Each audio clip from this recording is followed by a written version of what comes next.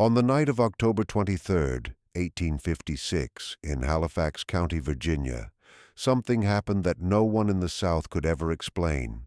A man who had been displayed like a sideshow creature, examined like an experiment, and pushed like an animal for 15 long years, finally shattered the chains that had held him.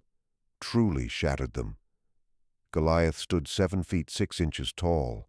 His enormous hands could wrap completely around a grown man's skull the way a child cups an apple. His shoulders were so wide he had to turn sideways to pass through most door frames. And on that October night, those same hands that had hauled impossible loads, those arms that had been measured, mocked, and treated like tools, turned into the weapons of the most violent justice Halifax County had ever seen. When the sun rose, 8 white men lay dead. The Blackwood family no longer existed, and the South received a terrible warning. No chain is strong enough to hold a man who has chosen death over living in bondage. This is that tale, and every word of it is true. But to understand how Goliath became a killer, we must first understand how Cornelius Blackwood shaped a human being into something he thought he could use like a weapon. It began at the slave auction in Richmond, Virginia, in September of 1841. Cornelius Blackwood had come looking for strong field workers, men who could support the hard labor on his tobacco farm in Halifax County. But what he found instead was something he had never seen before in all his 40 years of trading. A boy, perhaps 15, already 6 feet tall, but it wasn't only the height, it was the way he was built. His arms hung almost to his knees, his hands were as big as dinner plates, his feet were so large that no normal shoes would ever fit him. His shoulders were so huge they almost looked unnatural. The auctioneer could hardly stand still from excitement. "Gentlemen, I give you the rarest specimen you are likely to see in your lifetime. Direct from the Dinka people of Africa, known for great height. But this one is special even among them." Cornelius pushed through the crowd to get a closer look. Up close, the boy was even more astonishing and frightening.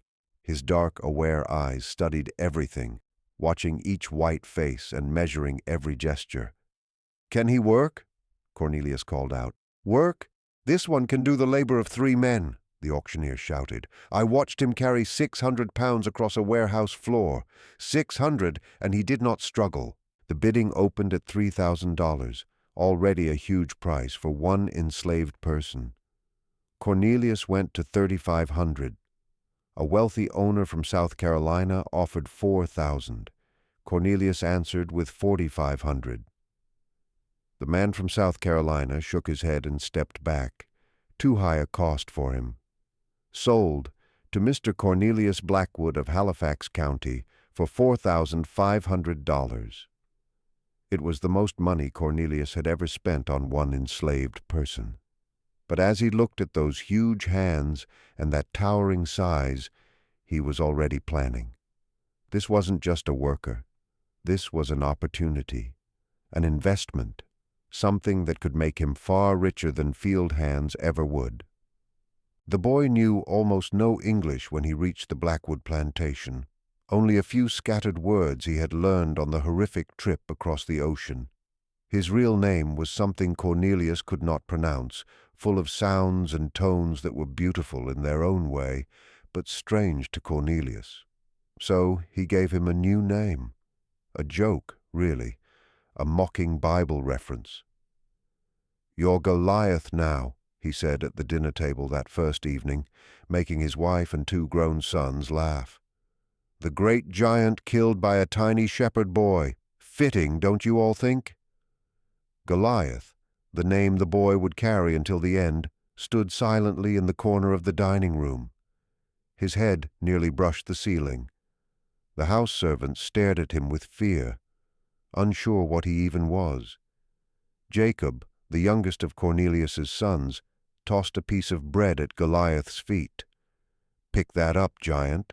Let's see you bend down." Goliath did not move. He did not look at the bread. Jacob's face reddened. "I said pick it up, you big—" Cornelius interrupted calmly but firmly. "Sit down. He doesn't understand English yet." "Then maybe we should teach him," Jacob said, grabbing a riding crop off the wall. The first strike hit Goliath across the shoulders. The second landed on the back of his legs. On the third, Goliath slowly turned, and for a brief second, Jacob saw something in the giant's eyes that made him step backward, something old, dangerous, and awake. "That's enough," Cornelius said, stepping between his son and his expensive property. "This man cost me $4,500. If you damage him, you cover the loss. Understood?" Jacob lowered the crop, but his glare stayed fixed on Goliath. "Yes, father." That night, in the cellar where Goliath was chained, the only room with a ceiling high enough for him to stand straight, he touched the marks on his skin. They barely hurt. He had suffered worse on the ship. He knew he would face worse in this place. But he remembered Jacob's eyes, that flicker of fear. They should be afraid, he told himself in his own language. They truly should be. In less than a month, Cornelius Blackwood had turned his newest purchase into the greatest show in Halifax County. Every Sunday after church, plantation owners from all around Virginia rode out to the Blackwood place. $5 to look at him. 10 if you wanted to watch a strength demonstration. Cornelius built a special exhibition space, a large barn cleared of equipment, benches arranged around it like a small arena. Goliath would be brought out in chains, thick iron cuffs around his wrists and ankles, connected with heavy links. He had learned enough English now to understand orders and to know what they expected from him. "Lift that," Cornelius would say, pointing to a cotton bale of about 300 pounds. Goliath would bend, chains clinking, and raise the bale onto one shoulder. People gasped and clapped. Women hid their faces behind fans, half shocked and half thrilled. Then came the water barrel, 400 pounds when full. Goliath lifted it above his head with both hands and held it there while the audience counted. 10 seconds, 20, 30. The muscles on his arms looked like thick ropes under his skin, but the crowd's favorite part was always the fights. "Who wants to see if 3 men can bring down the giant?" Cornelius shouted. There were always volunteers, overconfident overseers from nearby farms, bored sons of rich families, sometimes even trained fighters hoping to make a name for themselves. The rules were simple. 3 white men against Goliath. Only fists. First side to give up loses. If the 3 men won, they split $50. If Goliath won, he got extra food for the week. Goliath never lost. They could hit him, blacken his eyes, split his mouth, break ribs. 3 men together could hurt even someone like him. But Goliath waited. He took the blows until one of them grew careless and got too close. Then one huge hand shot forward, grabbed a throat, and lifted a man weighing 200 pounds into the air as if he weighed nothing. The other 2 usually tried to pull their friend free, and Goliath would brush them aside with simple motions, not even full strikes. Just sweeps of his arm that sent grown men rolling across the dirt. Most fights ended with at least one man unconscious, and Cornelius pocketing another $20 in bets. "Magnificent creature, isn't he?" Cornelius would say proudly while accepting praise and whiskey from guests. "Worth every cent. Creature, not human, never a man in their eyes." But the Sunday shows were only entertainment. During the week, Goliath worked like everyone else, worse than everyone else. The tobacco fields of Halifax County were punishing in August. Heat climbing past 95 degrees before breakfast. Humidity heavy enough to slow your breathing. 50 enslaved workers stretched across acres of plants, chopping and bundling leaves while Overseer Thornton patrolled with his whip. Goliath's work was different. While the others carried loads of about 40 pounds on their backs, Goliath carried 300, sometimes 4. Bundles stacked so high on his shoulders that no one could see his head. "Move faster, giant," Thornton shouted, cracking his whip. The leather cut into Goliath's skin, adding new wounds to old ones. Goliath never slowed. He never spoke back. He simply kept walking with that steady, mechanical rhythm. His massive feet sank deep into the earth with each step, leaving 6-inch prints behind him. When noon came and the others got a 15-minute water break, Goliath was given 10. When evening came and the rest returned to their quarters, Goliath kept working another hour, loading wagons, moving gear, digging ditches that normally took 6 men working together, and still he said nothing. Yet every night, in that cellar with his iron chains and rough stone walls, Goliath remembered Jacob's fear. He remembered the way white men flinched when they realized his strength. And slowly, quietly, the thought grew inside him, stronger with each passing year. They believe they own me. They believe these chains will always hold. But they do not know me. They do not know what waits inside a man who refuses to live as they. The one they used for married couples. Goliath stared at him. The chains. What about them?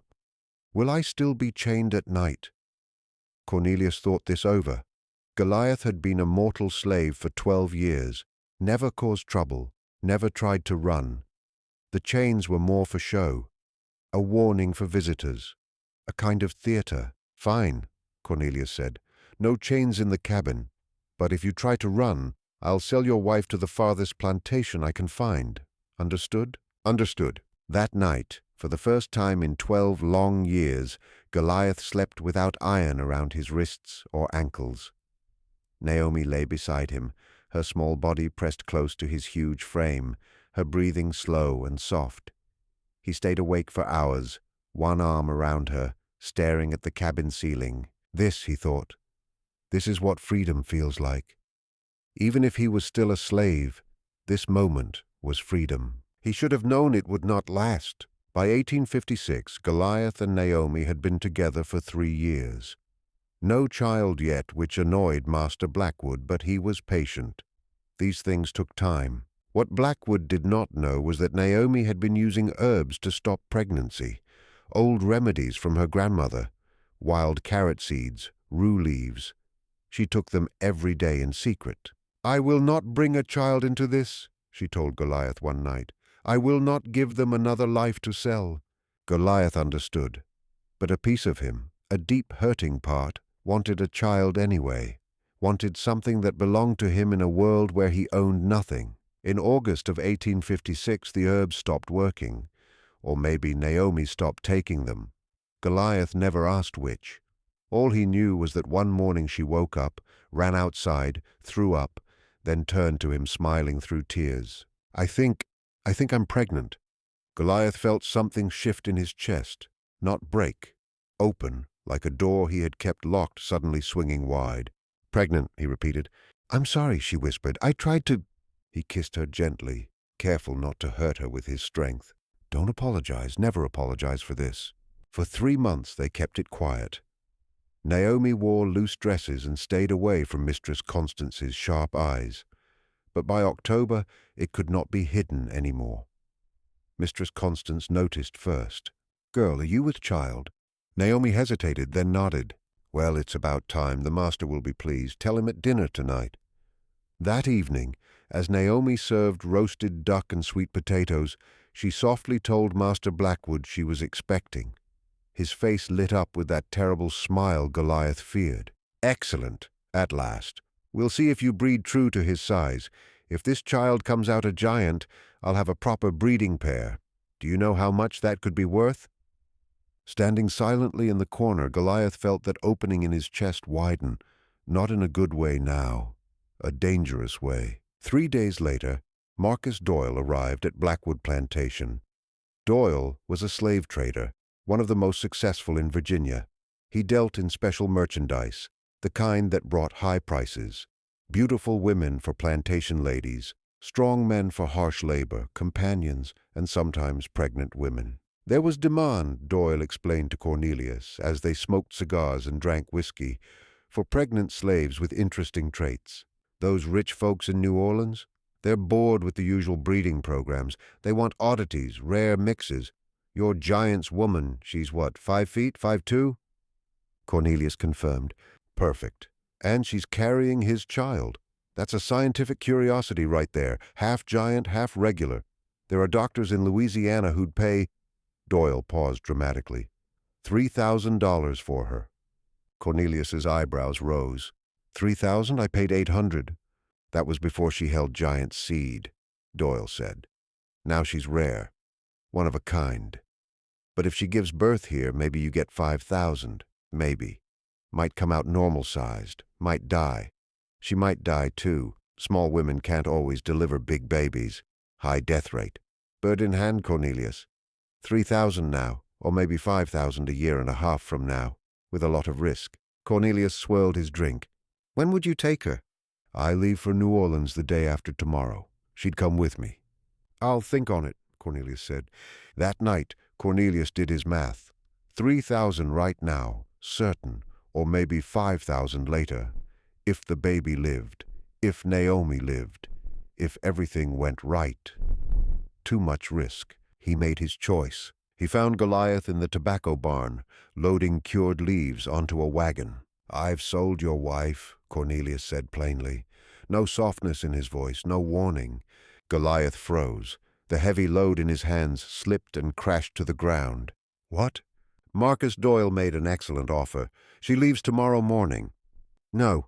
It came out broken, strangled. No, you can't. I can, and I have. She is my property, Goliath. Same as you. Same as that wagon. I sell what I like. And the baby is mine, too. Doyle's interested. Wants to see if it'll be a giant. It's for science. Something must have shown in Goliath's face, some spark of rage he couldn't hide, because Cornelius stepped back and shouted, Thorne, bring the chains. Overseer Thornton came with the heavy iron shackles, the kind used for Sunday shows. Just a precaution, Cornelius said, until you calm down. Can't have you doing something foolish. They chained him, wrists, ankles, all connected by thick links, and bolted him to the barn's center beam. There Goliath stood, powerless, as the sun went down on his last evening with Naomi. She came to him that night. Somehow she had convinced Mistress Constance to let her say goodbye. 5 minutes, Constance said coldly. That's all. Naomi hurried to him, reaching up to touch his face with her small hands. He bent down, pressing his forehead to hers. I'm sorry, she whispered. I'm so sorry. Don't, he said, voice rough. None of this is your fault. The baby will be born free. He pulled back a little to look into her eyes. I swear it. Somehow. I will find you. I will buy your freedom. Our child will never know chains. She was crying now, quiet tears running down her cheeks. Don't promise things you can't do. I keep all my promises. Time's up, Mistress Constance called. No, please. Now, girl. Naomi pressed something into Goliath's chained hand, a torn piece of cloth from her dress, the only thing she truly owned. Remember me, she whispered. Then she was dragged away, her sobs echoing in the barn until they faded. Goliath stood in the dark, bound to the beam, gripping the scrap of cloth. Something inside him, something pressed down for 15 long years, finally broke. Morning came. Marcus Doyle's wagon waited outside the big house. The horses stamped the ground, ready to go. They brought Naomi out in shackles, lighter ones than Goliath's, but chains all the same. She was still crying, her face swollen, her eyes tired. The whole household gathered to watch. Master Blackwood, Mistress Constance, the 2 sons Jacob and Nathaniel Jr., Overseer Thornton, Dr. Whitmore, who had arrived for his monthly visit and stayed for the show, and Goliath, still chained to the barn beam but placed where he could see everything. Doyle pushed Naomi into the wagon like she was luggage. He didn't help her up, just shoved. She stumbled and caught herself. You've made a fine deal, Cornelius, Doyle called cheerfully. I'll write when I reach New Orleans. I'll tell you if she gives birth to a giant. See that you do, Cornelius said. I'm curious. The wagon started moving. Naomi twisted around, looking for him until her eyes found Goliath. When they locked onto his, she screamed, not words, but raw, tearing grief. A sound like something breaking forever. Goliath pulled at his chains once, twice. The iron tore into his wrists, drawing blood, but the chains held. Master Blackwood laughed. "Easy there, giant, you'll hurt yourself." Goliath pulled again, harder. The chains groaned. The wooden beam creaked. "Thornton," Blackwood said, "sedate him if you have to." But Goliath had gone still. He watched the wagon until it vanished down the long road, watched until even the dust settled. Then he slowly turned back toward the people watching him. Everyone there later swore his eyes had changed, gone flat and cold, like a shark's eyes, or a snake's. Uncle Moses, standing with the field hands, leaned toward young Samuel. "I told you," he whispered. "Nat Turner's eyes looked just like that, right before Southampton ran red with blood."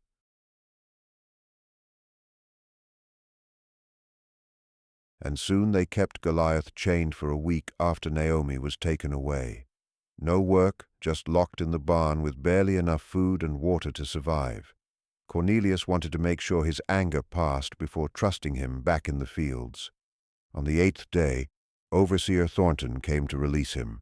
Master said, "You can work again, but one wrong move, and you're back in chains, understand?" Goliath nodded slowly. "Good. Now move. We are behind on harvest because you've been sulking."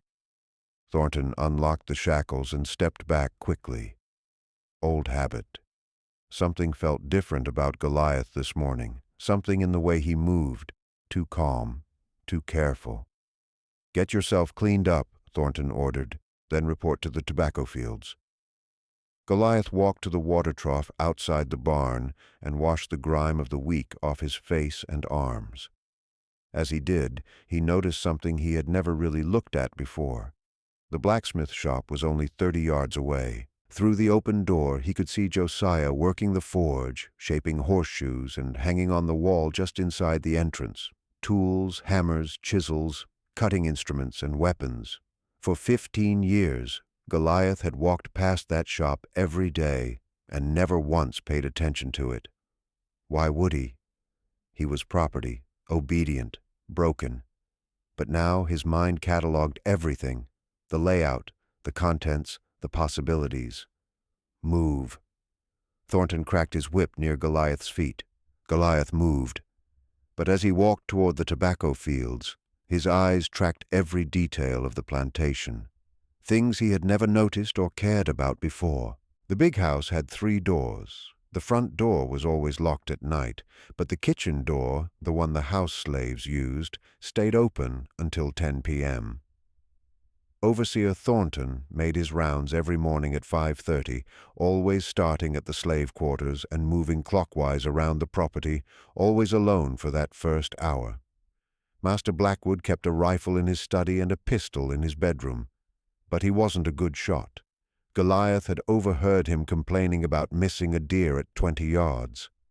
The 2 sons, Jacob and Nathaniel Jr., slept in the east wing, 2nd floor, windows that looked over the tobacco barn. Dr. Whitmore visited the 3rd Thursday of every month, always stayed overnight, always slept in the guest room on the 1st floor. The driver, Pete, a slave who had been promoted to help manage the other field hands, had his own cabin separate from the quarters, a reward for loyalty, for betraying his own people. Information, details, weaknesses. For the first time in 15 years, Goliath was planning something beyond just surviving. He was planning justice. That night, in the small cabin he'd shared with Naomi, Goliath couldn't sleep.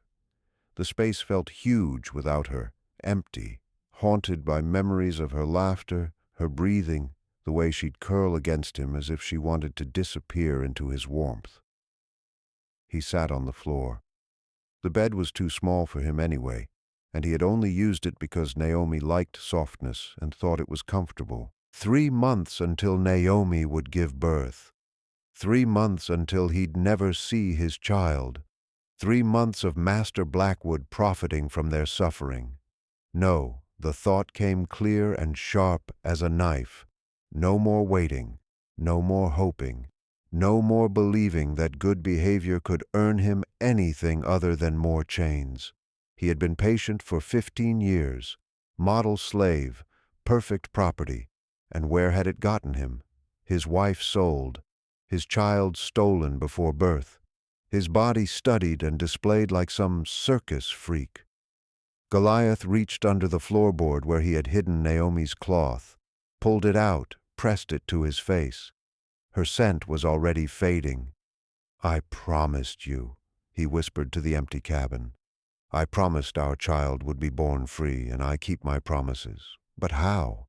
How does a slave, even a giant one, free anyone?" He had no money, no connections, no power beyond his strength unless he created power, unless he took it.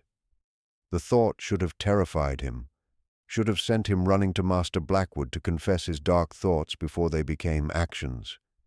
Instead, Goliath felt something he hadn't felt in years. Hope. Terrible, violent hope. The next morning, Goliath began his preparations. Subtle things, things no one would notice. When loading timber, he lingered near the blacksmith shop, watched Josiah's routine, noted when the shop was empty, which tools hung where. When hauling water, he walked past the big house's kitchen entrance, counted steps from the door to the main staircase, 23 steps, memorized which floorboards creaked. When working the tobacco fields, he positioned himself where he could see Overseer Thornton's morning rounds, confirmed the timing, 5:30 every morning. Clockwork routine. At meals, he listened carefully to conversations Master Blackwood had with his sons about money problems, debts, and whether the harvest would cover expenses. Knowledge accumulated like stones, piece by piece, building something. After 2 weeks, Uncle Moses approached Goliath in the fields. "You planning something?" Moses said quietly. Not a question, a statement. Goliath kept working, not looking at the old man. "Don't know what you mean, boy. I'm 80 years old, been enslaved since before you were born. I know the look of a man about to do violence." Goliath's hands paused on the tobacco bundle he was tying. "Then you should stay away from me." "Should, but won't." Moses glanced around, making sure no overseers were close. "You're going to need help." "Why would you help me?" "Because I'm too old to run, too old to fight. But I ain't too old to want justice done. And," Moses's voice dropped lower, "that man sold your pregnant wife. That's evil even by their standards. Someone needs to pay for that. So I'm asking again, you need help?" Goliath looked at the old man, really looked, saw decades of suffering etched into every line of his face, saw the strength that had kept him alive through horrors Goliath couldn't imagine. "I need 3 things," Goliath said finally. "I need to know who I can trust. I need to know the layout of the big house, every room, every exit, and I need to know when Marcus Doyle comes back." "Doyle, the slave trader. He comes every 3 months to check on his investments. Master Blackwood mentioned he'd return in October to see if Naomi had delivered yet." Moses nodded slowly.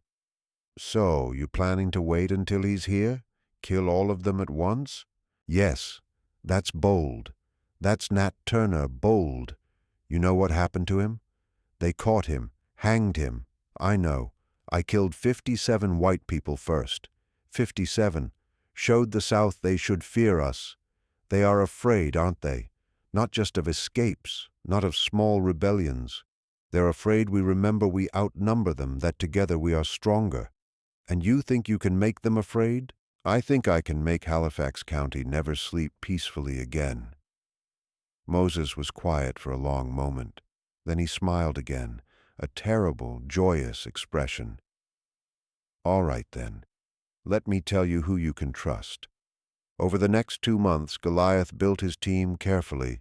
Josiah the blacksmith, 30, strong as an ox, with access to every metal tool and weapon on the plantation. His wife had been sold 2 years ago. He had nothing left to lose. Ruth the midwife, 45, with knowledge of herbs and poisons that could drop a man without a mark. She delivered 3 babies this year and watched 2 of them sold away from their mothers within weeks. Something had broken in her after the 3rd. Moses the coachman. Yes, 80 years old, but he knew every road in Halifax County. More importantly, he knew which paths led north, which families were Quakers, where the Underground Railroad stations hid. Samuel the field hand. Only 23, but the strongest man on the plantation after Goliath, young enough to run, young enough to live free. And there was one more, someone unexpected. Rebecca. She was a house slave, personal maid to Mistress Constance, 18 years old, beautiful, and completely trusted by the Blackwood family, which meant she heard everything. Miss Constance talks like we're... And soon they kept Goliath chained for a week after Naomi left. No work, just locked in the barn with barely enough food and water to survive. Cornelius wanted to make sure the anger had time to settle before trusting him back in the fields. On the 8th day, Overseer Thornton came to release him. "Master says, 'You can work again,' he said, 'but one wrong move and you're back in chains. Understood?' Goliath nodded slowly. 'Good. Now come on. We're behind on harvest because you've been sulking.' Thornton unlocked the shackles and stepped back quickly. Something in his old instincts warned him. Something felt different about the giant this morning. Too calm, too deliberate. "Get yourself cleaned up," Thornton ordered. "Then report to the tobacco fields." Goliath walked to the water trough outside the barn and washed the week's grime off his face and arms. As he did, he noticed something he had never paid attention to before. The blacksmith shop was only 30 yards away. Through the open door he could see Josiah working the forge, hammering horseshoes, and on the wall just inside the entrance, tools, hammers, chisels, cutting instruments, even weapons. For 15 years, Goliath had walked past that shop every day and never considered it. Why would he? He was property, obedient, broken. But now his mind catalogued everything, the layout, the contents, the possibilities. "Move!" Thornton snapped, cracking his whip near Goliath's feet. Goliath obeyed, but as he walked toward the tobacco fields, his eyes tracked every detail of the plantation. Things he had never noticed or cared about before. The big house had 3 entrances. The front door was always locked at night, but the kitchen door, the one the house slaves used, stayed open until 10 o'clock. Overseer Thornton made his rounds every morning at 5:30, always starting at the slave quarters and moving clockwise around the property, always alone for that first hour. Master Blackwood kept a rifle in his study and a pistol in his bedroom, but he wasn't a good shot. Goliath had overheard him complaining about missing a deer at 20 yards. The 2 sons, Jacob and Nathaniel Jr., slept in the east wing, 2nd floor, windows overlooking the tobacco barn. Dr. Whitmore visited on the 3rd Thursday of each month. He always stayed overnight, always in the guest room on the 1st floor. The driver, Pete, a slave who had been promoted to help manage the other field hands, had his own cabin separate from the quarters, a reward for loyalty, for betraying his own people. All of these details, vulnerabilities, accumulated in Goliath's mind. For the first time in 15 years, he was planning something beyond just survival. He was planning justice. That night, in the small cabin he had shared with Naomi, Goliath couldn't sleep. The space felt enormous without her, empty, haunted by memories of her laughter, her breathing, the way she curled against him like she was trying to disappear into his warmth. He sat on the floor. The bed was too small for him anyway, and he had only used it because Naomi liked the softness. 3 months until Naomi would give birth. 3 months until he'd never see his child. 3 months of Master Blackwood profiting from their suffering. No, the thought came clear and sharp as a knife. No more waiting, no more hoping, no more believing that good behavior might earn him anything other than more chains. He had been patient for 15 years, model slave, perfect property. And where had it gotten him? His wife sold, his child stolen before birth, his body studied and exhibited like a circus freak. Goliath reached under the floorboard where he had hidden Naomi's cloth, pulled it out and pressed it to his face. Her scent was already fading. "I promised you," he whispered to the empty cabin. "I promised our child would be born free, and I keep my promises. But how? How does a slave, even a giant one, free anyone? He had no money, no connections, no power beyond his strength, unless he made power, unless he took it." The thought should have terrified him, should have sent him running to Master Blackwood to confess his dark plans before they became actions. Instead, Goliath felt something he hadn't experienced in years. Hope. Terrible, violent hope. The next morning, Goliath began his preparations.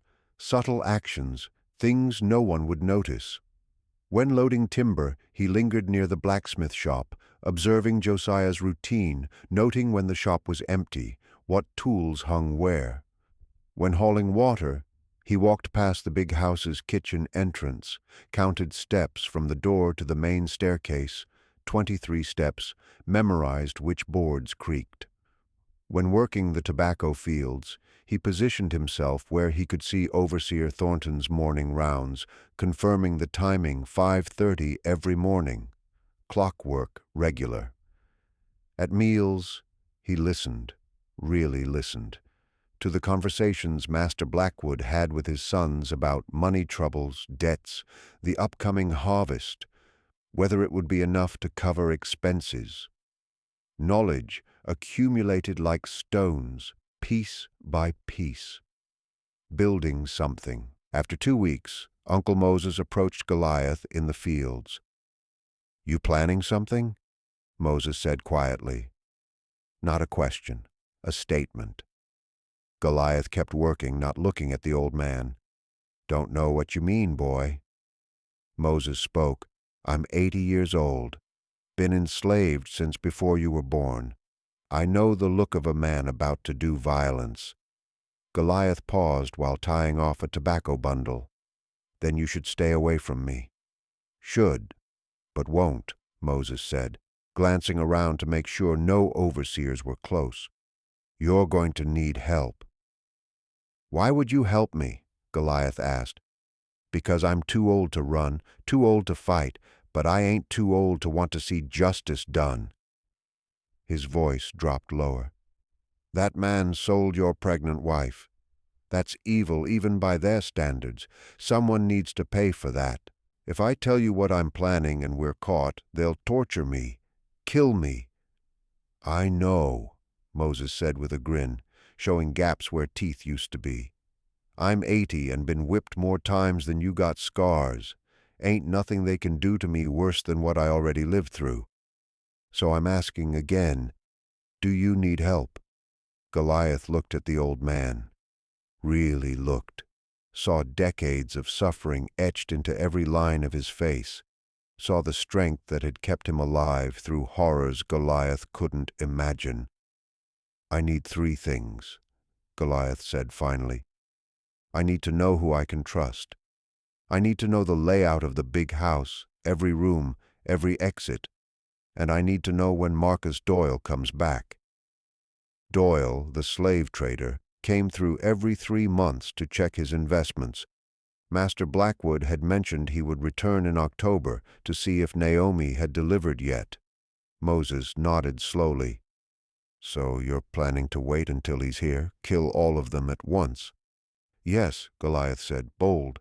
"Nat Turner bold. You know what happened to him? They caught him, hanged him." He tied off the tobacco bundle with more force than necessary, but he killed 57 white people first. 57. Showed the whole South that slaves could fight back. That's what they're really afraid of, isn't it? Not individual escapes, not even small rebellions. They're afraid we'll remember we outnumber them, that together we're stronger. And you think you can make them afraid? I think I can make Halifax County never sleep peacefully again." Moses was quiet for a long moment. Then he smiled again, a terrible, joyous expression. "All right then, let me tell you who you can trust." Over the next 2 months, Goliath built his coalition carefully. Josiah the blacksmith, 30 years old, strong as an ox, with access to every metal tool and weapon on the plantation. His wife had been sold 2 years prior. He had nothing left to lose. Ruth the midwife, 45, with knowledge of herbs and poisons that could drop a man without a mark. She had delivered 3 babies this year, watched 2 of them get sold away from their mothers within weeks. Something had broken in her after the 3rd. Moses the coachman, yes, he was 80, but he knew every road in Halifax County. More importantly, he knew which paths led north, which families were Quakers, where the underground railroad stations hid. Samuel the field hand, only 23, but the strongest man on the plantation after Goliath, young enough to run, young enough to live free, and there was one more, someone unexpected. Rebecca. She was a house slave, personal maid to Mistress Constance, 18 years old, beautiful, and completely trusted by the Blackwood family, which meant she heard everything. Miss Constance talks like we're not. Just yesterday, she told Master Blackwood the guest room window latch is broken, won't lock properly, and Dr. Whitmore is staying in that room next week. Goliath nodded slowly. Good. What else? Jacob keeps a pistol under his pillow.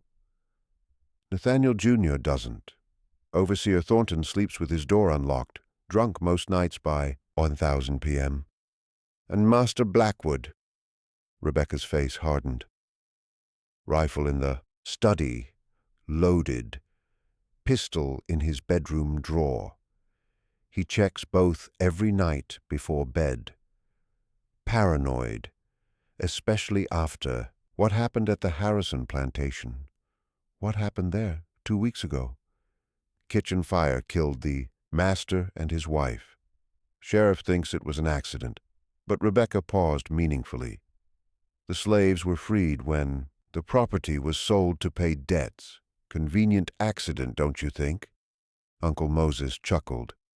There's been 3 accidents like that in Virginia this year. Masters falling off horses, mysterious poisonings. One fellow got trampled by his own cattle. We're getting smarter is what's happening. Learning that dead masters are free. Masters, not free, Goliath corrected quietly. Dead. But yes, one leads to the other. He looked around at the 5 faces gathered in his cabin. 5 people willing to risk everything. I need to be clear about something. Goliath said, this isn't an escape plan. This is revenge, pure and simple. I'm going to kill everyone who had a hand in selling Naomi.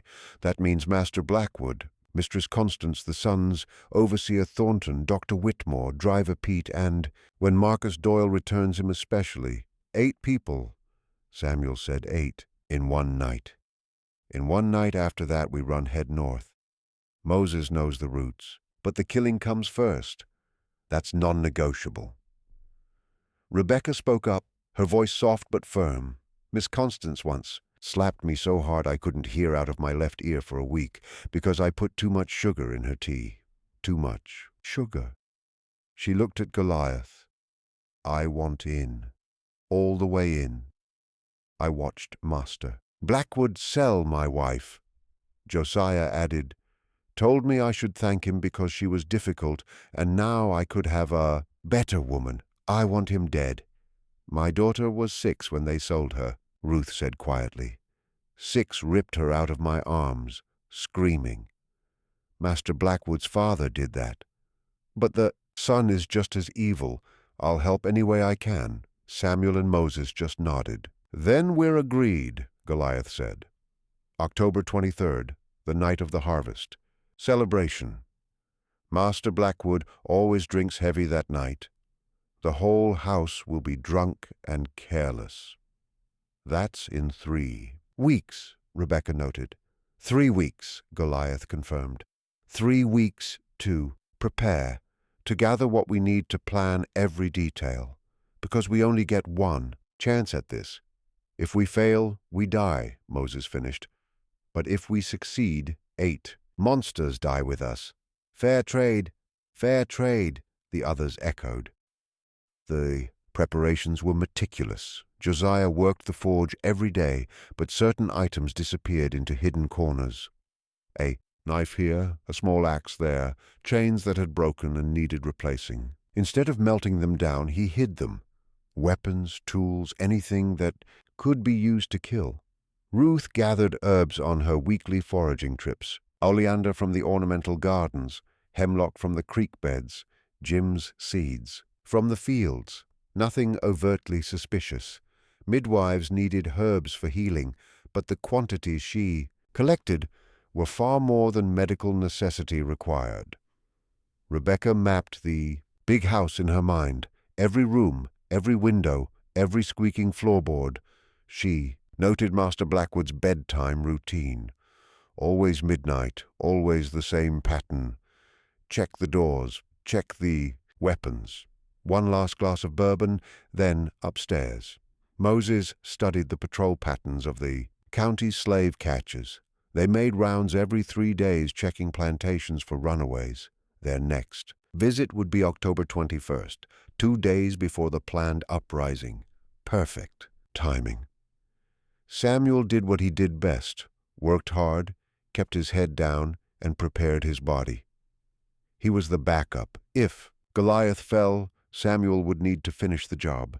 And Goliath tested his limits. Late at night in his cabin, he would wrap his chains around his hands and pull, testing the metal, feeling where the weak points were. The chains they'd used on him for 15 years were strong enough to hold normal men. But Goliath had never been normal.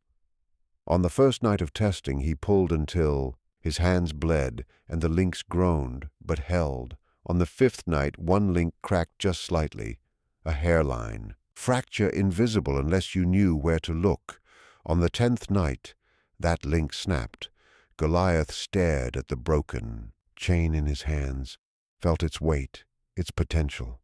"They think metal can hold me," he whispered to the empty cabin. "They think chains make me property.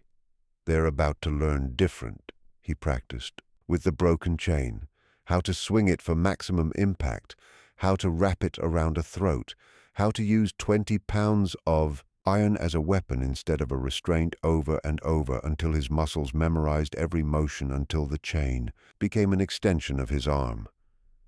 By October 20th, 3 days before the uprising, Goliath was ready.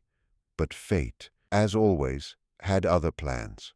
Marcus Doyle arrived early, October 21st, 2 days ahead of schedule.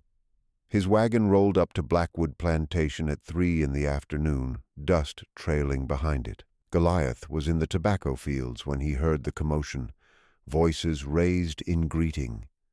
Master Blackwood's booming laugh. "Marcus, we weren't expecting you until Thursday. I know, but I've got news about your investment. Thought you'd want to hear it in person." Goliath's blood turned to ice. News. About the investment, about Naomi. He dropped the tobacco bundle he'd been carrying and started walking toward the big house, not running. That would draw attention, but walking with purpose, close enough to hear. Uncle Moses saw him coming and whispered urgently, "Don't. Whatever you're thinking, don't." But Goliath was already past, caring about caution. He positioned himself near the big house's front porch, pretending to work on a broken wagon wheel, close enough to hear the conversation through the open windows. "So, what's this news?" Master Blackwood asked. Doyle's voice carried clearly. "She delivered 2 weeks ago down in New Orleans, and dead baby still born. Little thing was it was deformed, too big for her body to carry. Tore apart from the inside. The doctors tried to save it. But what about the woman?" There was a pause, a terrible, heavy pause. "Didn't make it. Bled out during delivery." "I'm sorry, Cornelius. I know you were hoping for a giant breeding pair." Master Blackwood cursed. "Damn. Well, at least I got my 3,000 out of it. Still, profit indeed. And I've got another proposition for you if you're interested. There's a plantation in Mississippi looking for specialty labor. They've heard about your giant. Willing to pay 8,000 if you're willing to sell. Goliath stopped hearing words. Dead. Naomi was dead. The baby, his son, his daughter. He'd never know which was. Dead. Gone. Everything he'd endured, everything he'd survived, everything he'd planned. And she was dead anyway. The world seemed to tilt. Goliath's vision narrowed to a single point, the window where Master Blackwood and Marcus Doyle were calmly discussing profit, margins, while announcing the death of Goliath's family. Boy, overseer. Thornton's voice cut through the fog. He was right next to Goliath now, whip in hand. What are you doing? Get back to work. Goliath turned slowly, looked down at Thornton from his 7'6" height, and Thornton saw something in those eyes that made him step back, made his hand instinctively move toward the pistol at his belt. Now hold on! Goliath's hand shot out impossibly fast for someone his size, grabbed Thornton's throat, lifted. The overseer's feet left the ground. His hands clawed at Goliath's iron grip. His face went red, then purple. Help! Someone screamed. The giant's gone mad, but Goliath was already walking, carrying Thornton like a child carries a doll, walking toward the big house, toward the porch where Master Blackwood and Marcus Doyle had emerged, alerted by the screaming. Goliath! Put him down! Master Blackwood's voice cracked with fear. Goliath squeezed. There was a sound like green wood snapping. Thornton's body went limp.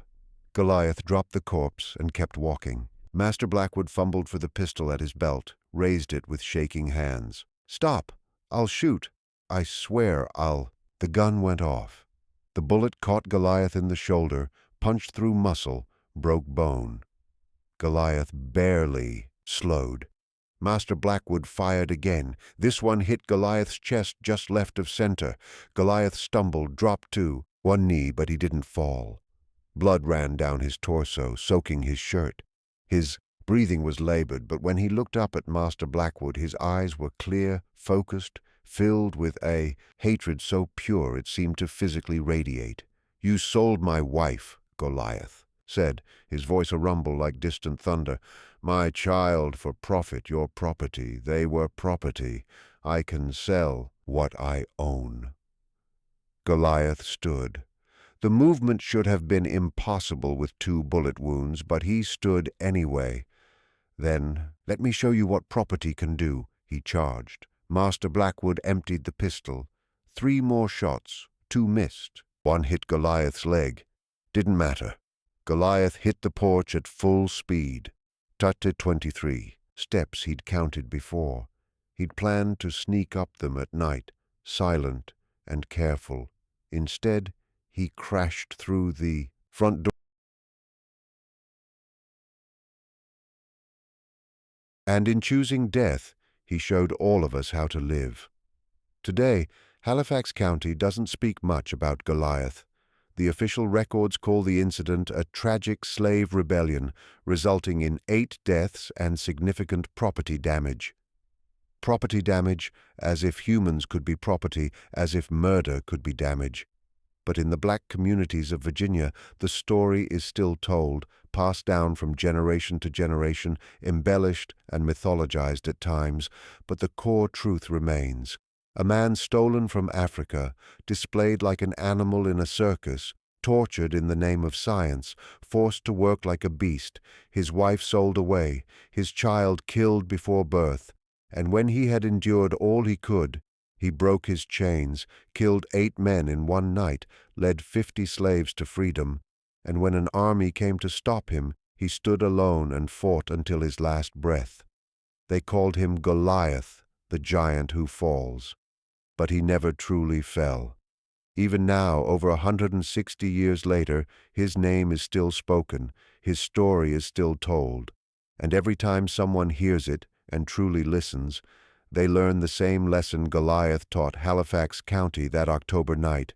Chains can be broken, masters can bleed, and freedom is always, always worth the cost. In 1923, a historian from Howard University traveled to Halifax County while researching slave rebellions.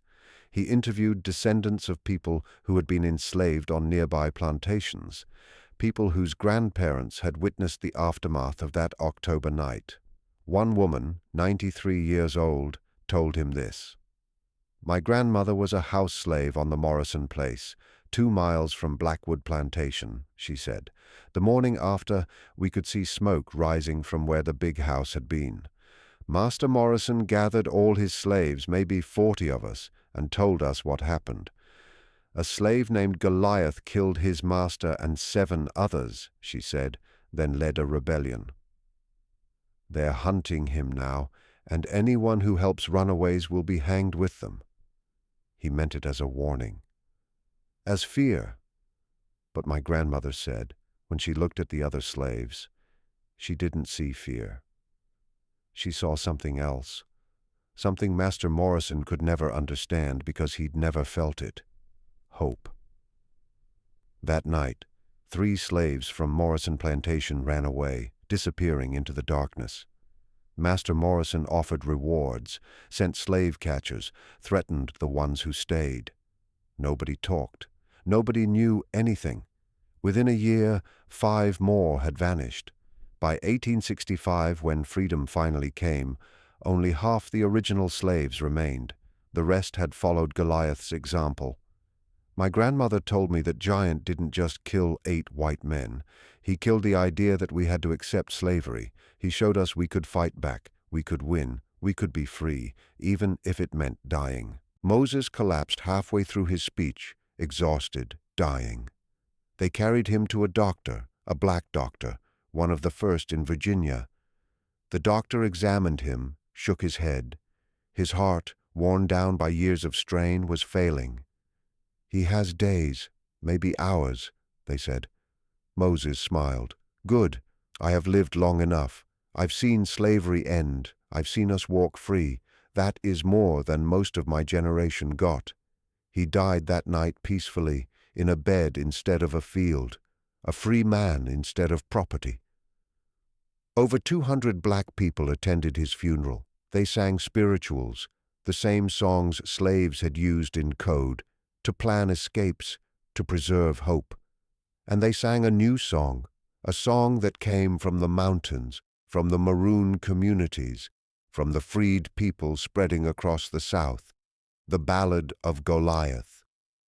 It went like this: 7 feet 6 inches tall, broke his chains and heard the call, killed 8 masters in one night, showed the South we must stand and fight. They shot him down, but he would not fall. His spirit lives in everyone. Remember, brothers, remember well the giant who broke the gates of hell. Goliath, Goliath.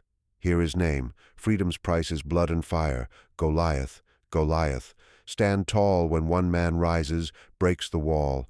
The song was never written down. It couldn't be. Literacy was still rare among freed slaves. But it didn't need writing. It lived in voices, in memory, in the shared knowledge of a people who had survived the impossible. And it spread, from Virginia to the Carolinas, from Georgia to Mississippi, from Louisiana to Texas. Everywhere formerly enslaved people gathered, they sang of the giant who broke his chains. In 1872, a white journalist from New York traveled south to document Reconstruction. He interviewed freed people about their lives when he heard the song. Curious, he asked about its origin. An elderly woman formerly enslaved in Alabama told him, "That is the song of Goliath, the giant from Virginia. Never heard of him?" The journalist admitted he hadn't. "Well, that's because white folks don't want you to know. Don't want anyone knowing what one black man did when he decided he'd had enough." The story goes like this. There was a man so tall he had to duck to enter doorways, so strong he could carry what 3 men could not.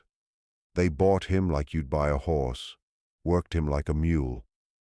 And when they wanted entertainment, they made him fight 3 men at once. He never complained, never fought back.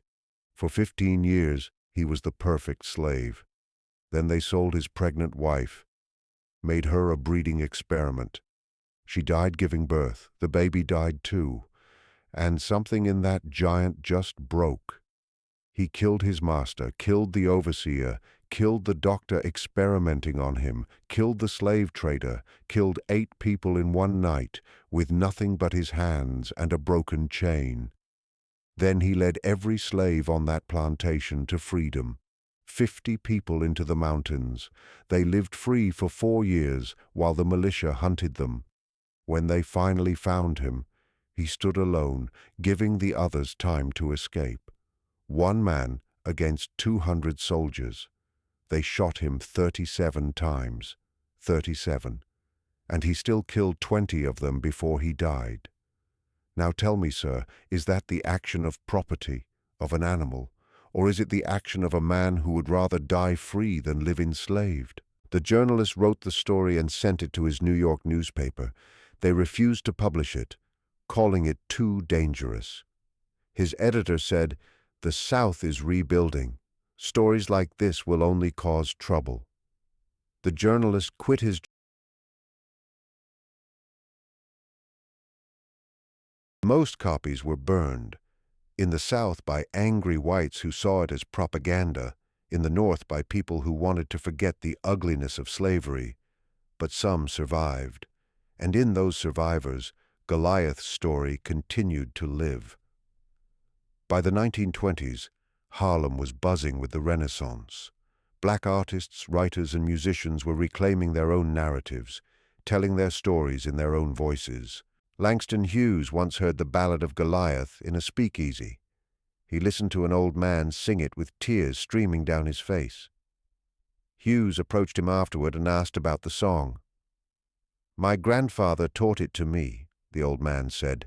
"He was born a slave, freed in 1865. He said his grandfather knew Goliath, really knew him, worked with him in the tobacco fields of Virginia.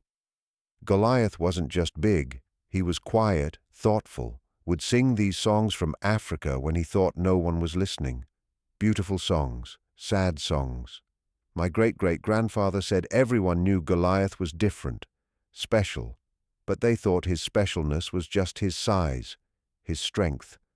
Turned out his real gift was his humanity, his refusal to accept what they made him, his determination to be a man, not property. When word spread that Goliath had killed his masters and freed the plantation, my great-great-grandfather said it was like a lightning bolt. Suddenly, the impossible seemed possible. If a giant could do it, maybe ordinary people could too. Within weeks, slaves were disappearing from plantations across Virginia, not by hundreds, but by ones and twos, steadily, consistently, each inspired by Goliath's courage. The system began to crack, and 40 years later, when the Civil War began, those cracks had turned into chasms. Hughes went home and wrote a poem called the Giant. It was never published in his lifetime, too controversial, too openly violent, but the manuscript survived, and in 1994 it was included in a posthumous collection of his work. The final stanza read, "They call him murderer, call him beast, call him monster, call him least among humans, among the free, but I call him what he became. A man who said no more, a man who broke the door, a man who showed us all how to turn the night into the day." In 2015, historians from the University of Virginia decided to study all the slave rebellions in the state. They dug through court records, property inventories, letters, diaries, newspaper accounts from the 1850s. What they found shocked them. October 1856, Blackwood Plantation. 8 deaths in a single night. Property damage estimated at $50,000, a fortune at the time. The official record labeled it as an unfortunate incident caused by a mentally disturbed slave. But unofficial accounts, letters between plantation owners, diary notes from the era, told a different story. They spoke of terror, of white families afraid to sleep at night, of increased security and constant paranoia. One letter from a plantation owner in a neighboring county to his brother in Richmond read, The Negro uprising at Blackwoods has shaken the whole region. 8 men dead, including Cornelius himself. The slave, a giant of impossible size, killed them all with his bare hands, then led every slave on the property to freedom. They've offered a reward of $15,000, the largest I've ever heard, but I doubt they'll catch him. The Negroes are protecting him. Even under threat of death, they won't talk. I've doubled my security. I sleep with a pistol under my pillow. Margaret wants to return to Richmond, but I cannot leave the plantation, not during harvest. But I confess, brother, I am afraid. If it happened at Blackwoods, it could happen here. The Negroes are watching us differently now, like they're measuring us, calculating. I fear we've been sitting on a powder keg all these years, and Blackwood's giant just lit the fuse. The historians published their findings in 2017. The paper was titled The Blackwood Uprising: Forgotten Catalysts of the American Civil War. Their conclusion was simple.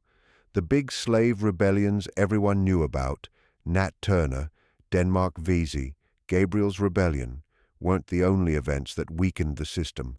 Smaller uprisings, individual acts of defiance, men like Goliath refusing to accept bondage, they added up, spread, and inspired others. By 1860, the South was so destabilized, so paranoid, so convinced that their slaves might strike back, that some politicians believed secession was the only option. Better to wage a war than to live in constant fear of one's own property. The paper won awards, was cited hundreds of times, but more importantly, it brought Goliath back into history. Mainstream accounts had ignored him, buried him, pretended he had never existed. But he did exist, and his actions mattered, changing the course of history in ways both large and small. In 2019, a sculptor in Richmond proposed a monument, a 7'6" bronze statue of Goliath breaking his chains. The idea caused immediate controversy. He was a murderer, some said. We can't glorify violence. He was a freedom fighter, others argued. We can't ignore the violence of slavery while condemning resistance. The debate lasted months through city council meetings, public forums, and newspaper opinion pieces. Eventually, a compromise. The statue would be erected, but not in the city center. Instead, it would stand in Jackson Ward, Richmond's historically black neighborhood. The unveiling was June 2021. Over 5,000 people attended. Black families from across Virginia, historians, activists, descendants of those once enslaved in Halifax County. The statue was magnificent. Goliath stood tall, chains falling from his wrists, head lifted in defiance, proud, free. At its base, an inscription read, Goliath, born unknown Africa, Zaka, 1826, died October 1860, Blue Ridge Mountains, Virginia. I was never your property. I was just waiting. The crowd sang, not the national anthem, not hymns, but the Ballad of Goliath, the song that had survived 165 years of suppression, passed from voice to voice, generation to generation. 7'6" tall, broke his chains, and heard the call. An elderly woman, 96, a descendant of slaves from a plantation near Blackwoods, placed flowers at the statue. My great-great-grandmother told my great-grandmother. Who told my grandmother? Who told my mother? Who told me? Goliath was real. He lived. He fought. He died free. And because he died free, we could live free. That's worth remembering. That's worth honoring. Today, if you visit Halifax County, Virginia, you won't find any official tribute to Goliath. No historical marker, no plaque, no museum exhibit. Blackwood Plantation is gone, burned that October night and never rebuilt. The land is now farmland, housing, a small store. But if you talk to black residents of the county, descendants of those who survived slavery, they will tell you about him. They can take you to a clearing in the woods where, according to oral tradition, Goliath spent his last 3 years before the militia found him. There is nothing there now, just trees and brush. But they say if you stand quietly, Listen carefully. You can still hear his voice, singing the Dinka songs from his childhood, songs about home, about freedom, about a river he would never see again. They say his spirit never left, standing guard, protecting runaways who no longer need protection, breaking chains that no longer bind. It may be a legend, but legends matter. Legends carry truths that facts alone cannot hold. This is the story of Goliath, the 7'6" giant from Virginia, who chose death over slavery, who killed 8 men in one night, who led 50 souls to freedom, who faced an army alone and died standing. History tried to erase him, reduce him to a footnote, pretend he never existed. But he did exist. His legacy lives on. In every person who refuses to accept injustice, in every act of resistance against oppression, in every voice that says no more, Goliath's chains are broken. His body has turned to dust, but his spirit is immortal, living in everyone who hears his story and learns the lesson he taught. You can cage the body, but you cannot chain the soul. When a soul chooses to be free, truly free, nothing on earth can stop it. Not chains, not guns, not armies, nothing. That was Goliath's lesson. And 165 years later, that lesson still echoes, still inspires, reminding us that freedom is not given. It is taken. With blood if necessary, with courage always, and with the unshakable belief that we are human, not property, deserving dignity, deserving freedom, and accepting nothing less. Goliath taught Halifax County that lesson in